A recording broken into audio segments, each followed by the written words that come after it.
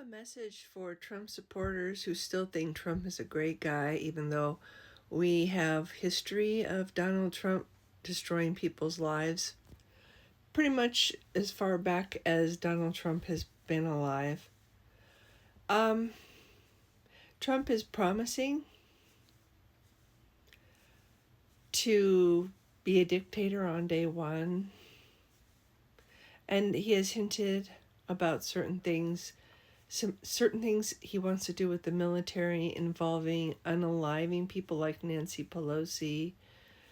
I'm pretty sure he wouldn't stop there. I'm pretty sure there would be a lot of people, maybe even ordinary people, leaving videos on places like TikTok saying bad things because Donald Trump doesn't like people to say bad things about him.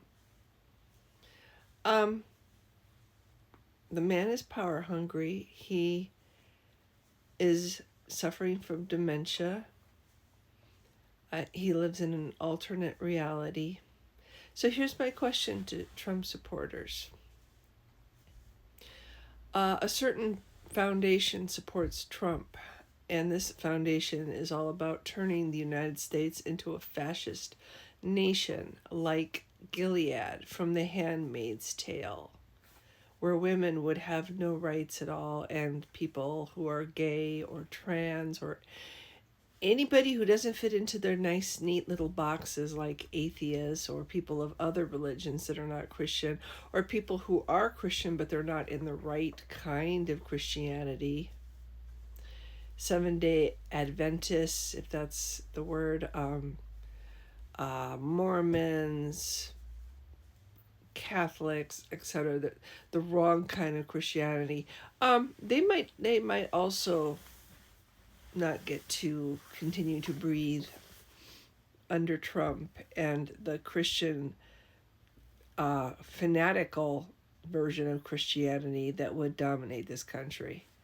So let's just imagine that all this happens. You vote Trump in. We become a country like Iran or Afghanistan or Saudi Arabia, and women are oppressed, and women who can't produce babies are mysteriously disappear. And I mean, just maybe there's a dress code, maybe women can't drive anymore. I mean, if they're going to follow the Old Testament the same way that these other countries have done that have Sharia law, there might be stonings of people in the streets for not dressing right. Or instead of probation, you might get flogged or have your arm or hand cut off. That's the kind of stuff that happens when biblical law becomes the law of the land. There might not be certain television shows. We might not be able to watch anything that depicts the United States of America as it was before the fascist regime took over. We might not get to watch old movies that we love that shows the United States we grew up with. We might not get to see visions of freedom that we once enjoyed. All that might be taken away. Any songs that might make us feel defiant or free in our spirit might be taken away. But here's again my question. God, I can't say this word now. My question to Trump supporters. What will you tell your children when your daughters are denied an education past the 6th grade, and they're denied the right to reach their full potential, and they're denied the right to have lives of their own and a career and an identity beyond just Mrs. So-and-so or mommy?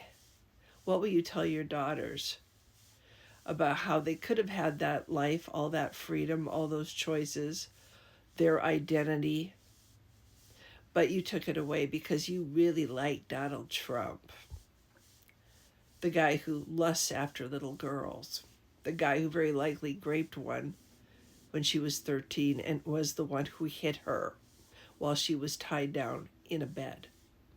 What will you tell your little daughters? What will you tell your sons when they are living in a world where everything will still be just as expensive?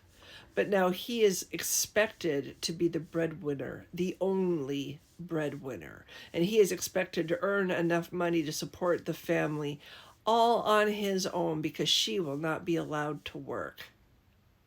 And if the family ends up homeless because he can't work 3 jobs, or maybe he becomes disabled and there's no second job to help keep the family afloat while he's trying to get better, what will you tell your sons who come to you and ask you for money and you can't give them any money because you're just as poor living in a one-income family where there used to be two? They're not going to suddenly make everything cheaper just so you could afford it with your one-income family. You'll still have to work just as hard, probably twice as hard, just to keep the same life you're used to once they deprive you of one of the two incomes you're used to having. So what will you tell your sons when they unalive themselves because they break under the strain of having the whole family depending solely on them? What will you tell your sons? That's my question to you, Trump supporters. How will you answer your children when they say, look, you had all of this opportunity and choices and freedom, and you threw it away